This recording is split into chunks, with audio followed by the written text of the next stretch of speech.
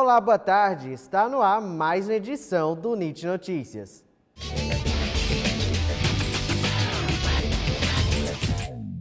Em 15 de novembro de 1889, era instaurado um novo momento no Brasil. A Praça da Aclamação, no Rio de Janeiro, foi o palco para um dos marcos da história do nosso país, a Proclamação da República. Hoje é comemorado o Dia da Proclamação da República e para sabermos um pouco mais sobre a importância dessa data para a história do país, nós convidamos o professor do curso de História da UNIT, Emerson Alves de Menezes.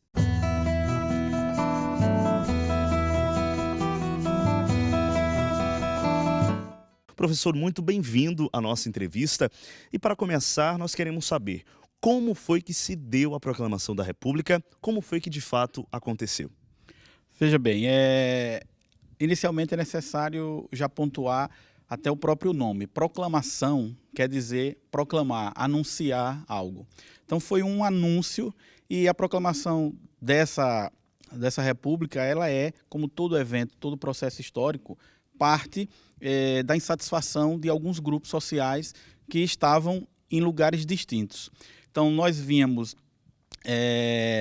de um momento imperial que não agradava a todo mundo e uma série de movimentos contra o imperador, contra o império instalado aqui no Brasil, fez com que esses grupos começassem a se articular e isso culminou com a proclamação da República. Inicialmente, a historiografia deu muita ênfase aos militares como protagonistas desse processo. Porque eles foram muito importantes nessas articulações, mas também alguns setores da sociedade civil fizeram parte desse processo. O que não mudou na República para o Império é a posição do povo, da raia miúda. Então, as pessoas mais pobres que sentiam a dificuldade no período imperial continuaram sentindo a dificuldade também na República.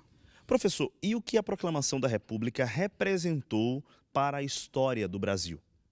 A grande novidade da República é que ela trouxe um sentimento nacional ao país. Então, aquela ideia de que o Império ainda era resquício de Portugal, e era uma disputa muito grande aqui no Novo Mundo, né, no chamado Império Tropical, com a República isso vai modificar um pouco, porque todos os nossos heróis, os símbolos, a bandeira, o hino, todas essas coisas foram fruto da República. Então é ela que cria essa simbologia dos grandes heróis, desse sentimento de ser brasileiro, e isso é fruto da República. Do ponto de vista da mudança estrutural de poder e das disputas políticas, isso continua quase a mesma coisa. Uma outra coisa que a gente tem que apontar é que na República, o imperador perde aquele status, né, de ser a figura central do poder. Enquanto no Império você tinha o poder moderador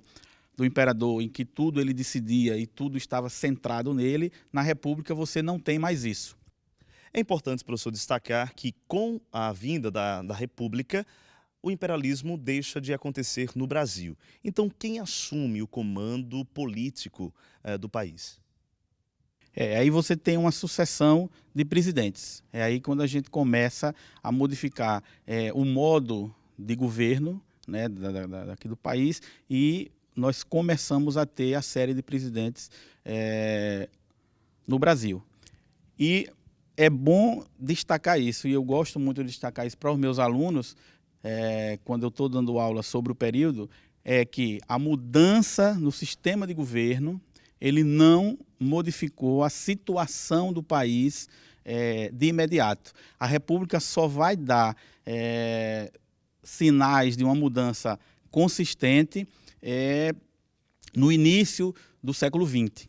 Porque ela é proclamada no final do século XIX, mas ela só começa a dar sinais de uma melhora na situação do país a partir do início do século XX, porque você também tem o início da industrialização no país, e aí você consegue vislumbrar uma mudança mais significativa. O NIT Notícias fica por aqui. Uma ótima tarde para você e até amanhã.